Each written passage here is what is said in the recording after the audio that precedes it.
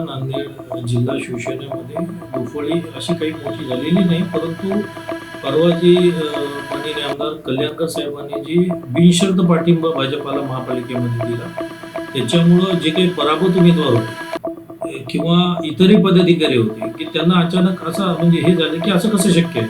तर आमचं असं कल्याणकर साहेबांना म्हणणं होतं की आपला स्वतःचा एक स्वतंत्र गट निर्माण केला पाहिजे. नांदेड जिल्हा शिवसेनेमध्ये दुफळी अशी काही मोठी झालेली नाही, परंतु परवा जी माननीय आमदार कल्याणकर साहेबांनी जी बिनशर्त पाठिंबा भाजपाला महापालिकेमध्ये दिला, त्याच्यामुळं जे काही पराभूत उमेदवार होते किंवा इतरही पदाधिकारी होते की त्यांना अचानक असं म्हणजे हे झालं की असं कसं शक्य आहे. कारण आमचं असं कल्याणकर साहेबांना म्हणणं होतं की आपला स्वतःचा एक स्वतंत्र गट निर्माण केला पाहिजे.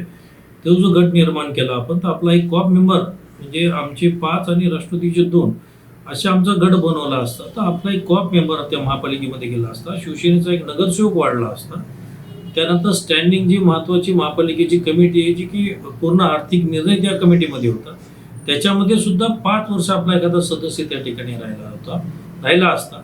आणि आमची त्यांना विनंती केली आम्ही की बा तुम्ही अशा पद्धतीनं गट बनवा, परंतु त्यांनी कुठल्याही पदाधिकाऱ्याला, कुठल्याही पराभूत उमेदवाराला कोणालाही विश्वासात न घेता परवाच्या दिवशी अचानकपणे जाहीर बिनशर्त पाठिंबा दिला, ज्याचा की पक्षाला कुठलाही फायदा होणार नाहीये. कुठलाही कॉप मेंबर शिवसेनेचा आता महापालिकेत जाणं शक्य नाहीये आणि स्टँडिंग कमिटीमध्ये तो जाणंही आता शक्य नाही. 3 आमदारांसह पाठिंबा असल्याचं त्यांनी सांगितलं होतं. एकनाथभाई शिंदेंनी तसा फोनवर बोलल्या जात होतं. नाही, आता त्यांनी जे काही म्हणले त्याच्यामध्ये 3 आमदार तर नाहीच आहेत, फक्त बालाजीराव कल्याणकर आहेत. आणि दक्षिणचं अशी परिस्थिती की दक्षिणमध्ये एकच उमेदवार निवडून आलेला आहे आणि 3 नगरसेवक एक भूमिका घेतील आणि 1 नगरसेवक वेगळी भूमिका घेईल.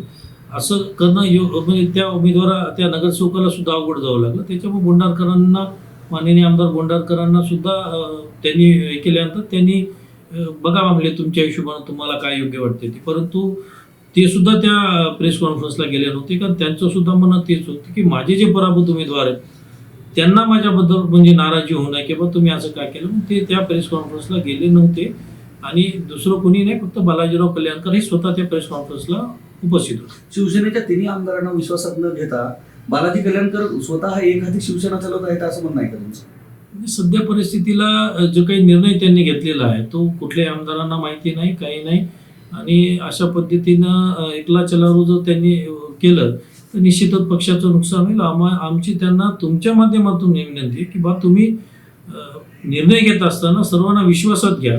सर्व पदाधिकारी, सर्व प्रभूत तुमचे जे काही उमेदवार आहेत ते त्या वार्डातले प्रमुख एक कार्यकर्ते आहेत आणि त्याच्यामुळं पक्षाला उद्याच्या होणाऱ्या निवडणुकांमध्ये आता येणारी एका 15-20 दिवसामध्ये जिल्हा परिषद निवडणूक आहे, पुन्हा त्याच्यानंतर त्यांची निवडणूक आहे.